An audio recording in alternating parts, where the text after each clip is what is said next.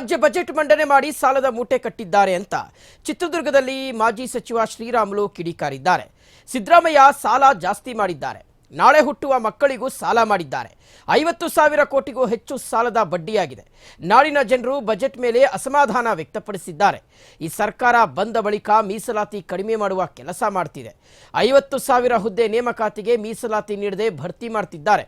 ಸಂಬಳ ಕೊಡೋದಕ್ಕೂ ಹಣ ಇಲ್ಲ, ಖಜಾನೆ ಖಾಲಿಯಾಗಿದೆ ಅಂತ ಕಾಂಗ್ರೆಸ್ ವಿರುದ್ಧ ಮಾಜಿ ಸಚಿವ ಶ್ರೀರಾಮುಲು ವಾಗ್ದಾಳಿ ನಡೆಸಿದ್ದಾರೆ.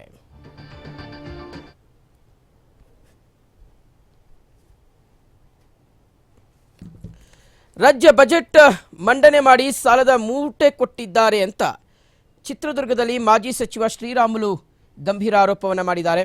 ಸಿದ್ದರಾಮಯ್ಯ ಸಾಲ ಜಾಸ್ತಿ ಮಾಡಿದ್ದಾರೆ, ನಾಳೆ ಹುಟ್ಟುವಂಥ ಮಕ್ಕಳಿಗೂ ಸಾಲ ಮಾಡಿದ್ದಾರೆ, 50,000 ಕೋಟಿಗೂ ಹೆಚ್ಚು ಸಾಲದ ಬಡ್ಡಿಯಾಗಿದೆ. ನಾಡಿನ ಜನರು ಬಜೆಟ್ ಮೇಲೆ ಅಸಮಾಧಾನ ವ್ಯಕ್ತಪಡಿಸಿದ್ದಾರೆ. ಈ ಸರ್ಕಾರ ಬಂದ ಬಳಿಕ ಮೀಸಲಾತಿಯನ್ನು ಕಡಿಮೆ ಮಾಡುವ ಕೆಲಸ ಆಗ್ತಾ ಇದೆ. 50,000 ಹುದ್ದೆ ನೇಮಕಾತಿಗೆ ಮೀಸಲಾತಿ ನೀಡದೆ ಭರ್ತಿ ಮಾಡ್ತಿದ್ದಾರೆ. ಸಂಬಳ ಕೊಡೋದಕ್ಕೆ ಹಣ ಇಲ್ಲ, ಖಜಾನೆ ಖಾಲಿಯಾಗಿದೆ ಅಂತ ಕಾಂಗ್ರೆಸ್ ವಿರುದ್ಧ ಮಾಜಿ ಸಚಿವ ಶ್ರೀರಾಮುಲು ವಾಗ್ದಾಳಿಯನ್ನು ನಡೆಸಿದ್ದಾರೆ.